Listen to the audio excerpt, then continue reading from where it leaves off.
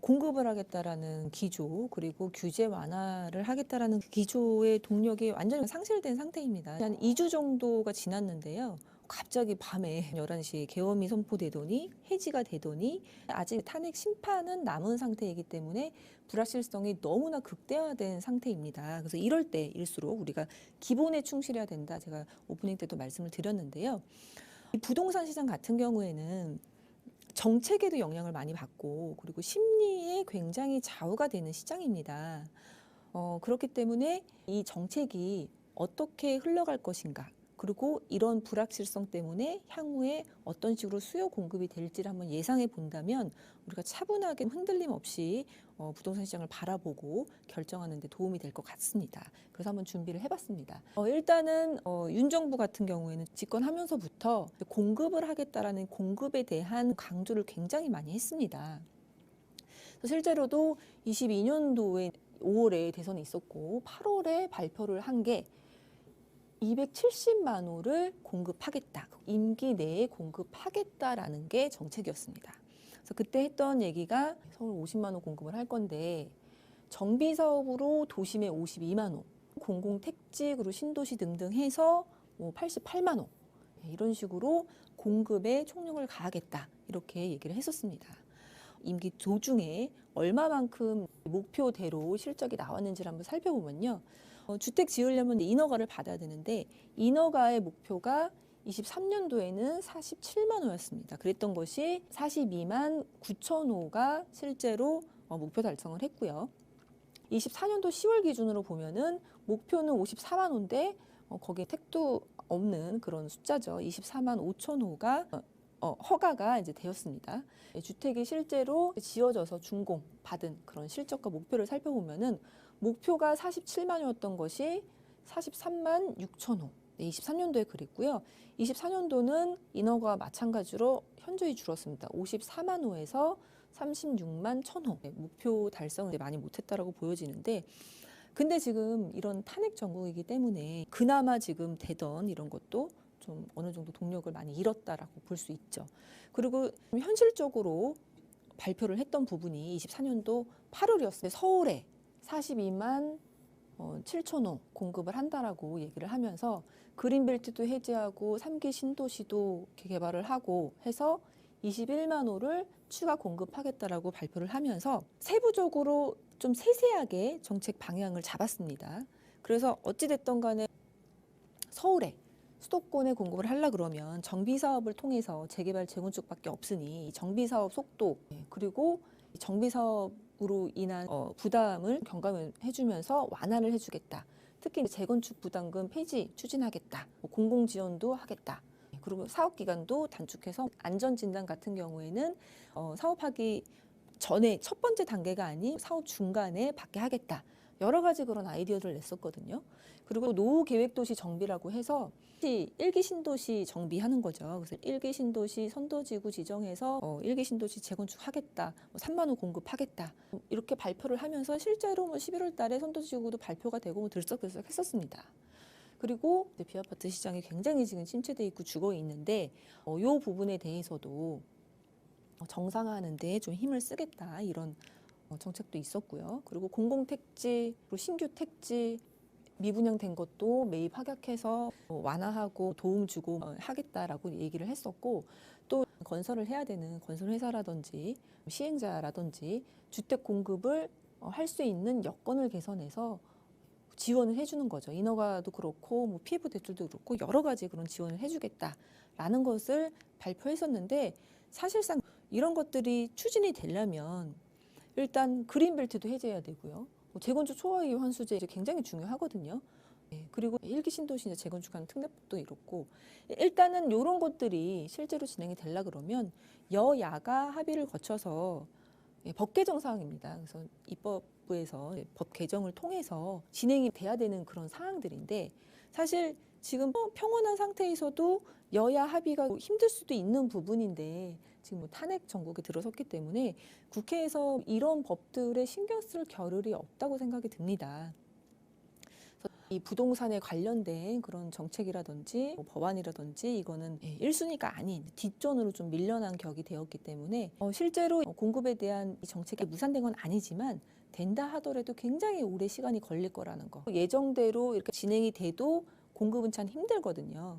그런데도 불구하고 이러한 내용들이 국회에서 집중을 못 받기 때문에 어느 정도는 공급이 이제 밀린다라고 보셔야 될 것 같습니다. 현 시점에서 우리가 어떻게 될 것인가를 좀 생각해 본다 그러면 올해 여름에 굉장히 이제 부동산 시장이 뜨거웠었고 아파트 거래량도 그렇고 아파트 이제 매매 가격도 상승세를 좀 탔었는데 9월, 10월에 대출 규제, 스트레스 DSR 시행하면서 주춤했던 부분이 있었습니다.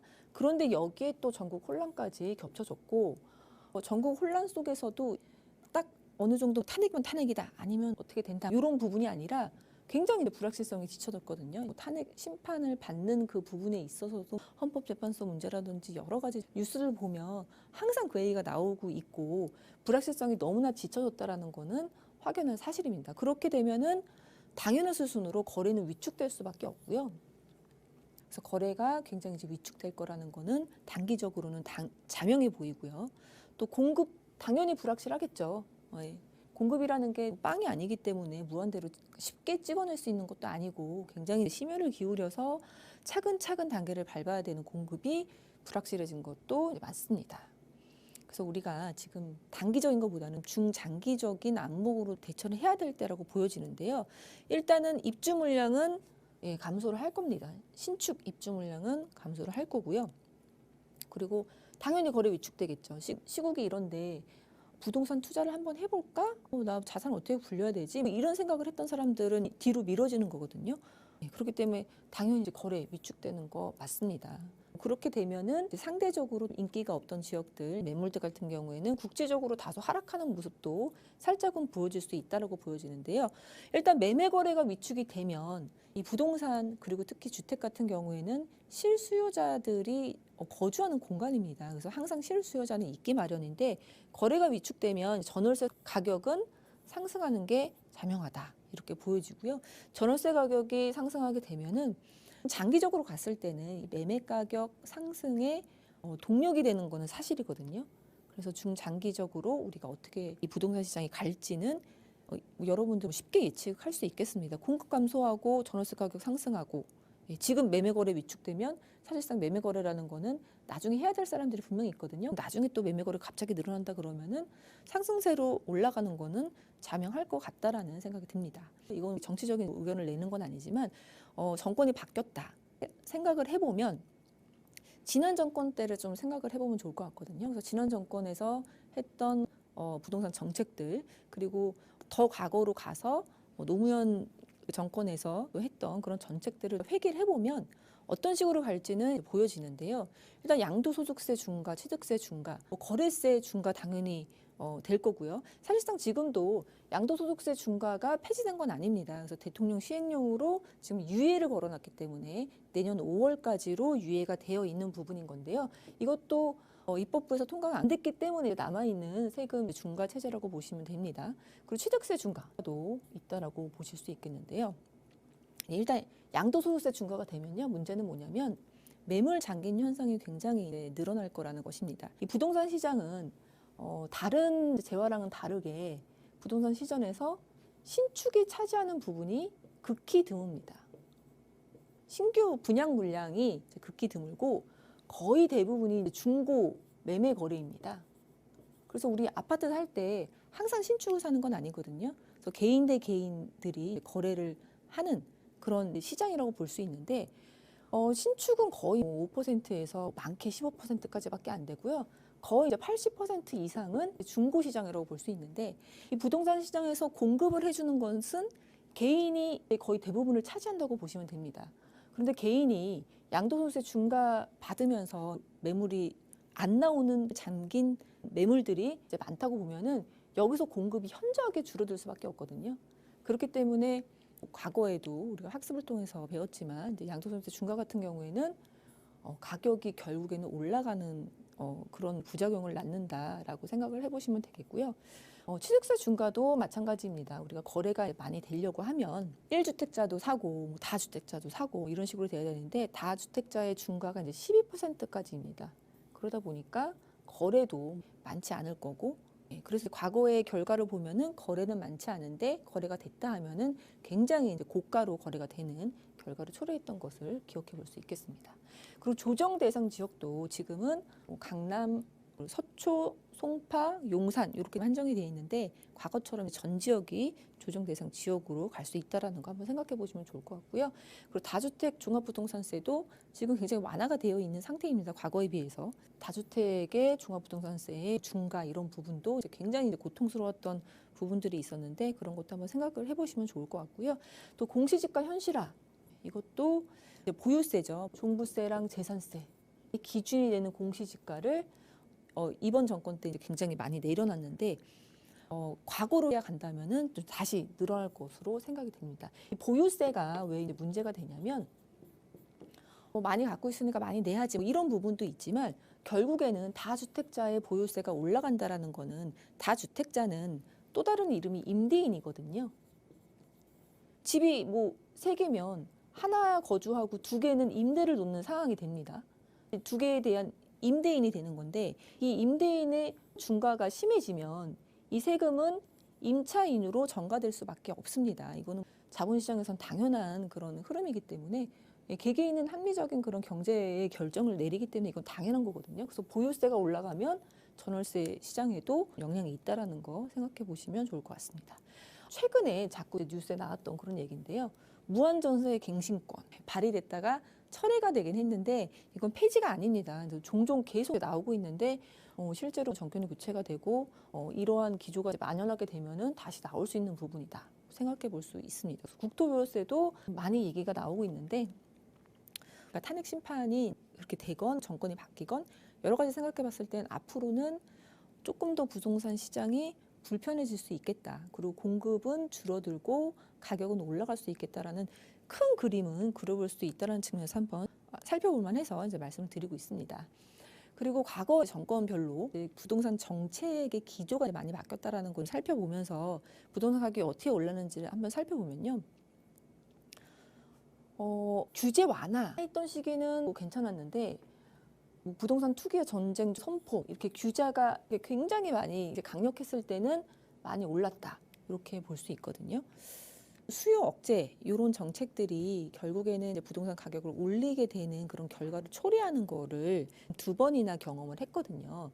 근데 또 재미난 거는 처음에 정권 초기에는 괜찮다가 나중에 이런 정책들이 많이 시행이 되고 난 다음에 말기에 이제 급속도로 올랐다라는 거 이런 거를 생각해 본다면은 앞으로 어떻게 부동산 시장이 갈지를 한번 생각해 보는 거에 좀 도움이 될 것 같습니다. 그래서 우리는 어떻게 되느냐? 무주택자 같은 경우에는 내 집 마련 자신 있게 하세요. 가격이 올라갈 가능성이 더 많아지는 공급이 줄어든다는 측면에서도 그렇고 이런 정책적인 측면에서도 그렇고 내 집 마련 자신 있게 하셔라. 말씀을 드리고 싶습니다. 지금 시국이 이렇고 이런 거보다도 어쨌든 팔아야 되는 사람들은 있는데 사야 되는 매수세가 지금 보류를 하고 있는 거거든요. 그렇기 때문에 지금 거래가 안 될 때 좀 좋은 매물 있으면 단기적으로는 어떻게 될지 모르겠지만 장기적으로는 오른다고 생각을 하시고 자신 있게 매입을 하셔라 말씀드리고 싶습니다. 주택자가 아닌 다주택자를 규제하면 똘똘한 한 채로 모이는 거는 자명한 일이거든요. 그래서 양극화가 진행이 될 거니 상급지로 무리해서라도 가는 게 좋겠다. 지금 가는 게 좋겠다. 말씀을 드리겠고요. 또 다른 투자를 하고 싶다. 그러면 임대사업자 활용해서 세제 혜택을 받을 수 있는 걸로 투자를 한번 해보는 것도 좋겠다. 그리고 개발은 이제 빌라기 때문에 임대사업자 등록이 가능하거든요. 단기 6년도 있기 때문에 그런 식으로 투자 전략 한번 세워보시고요.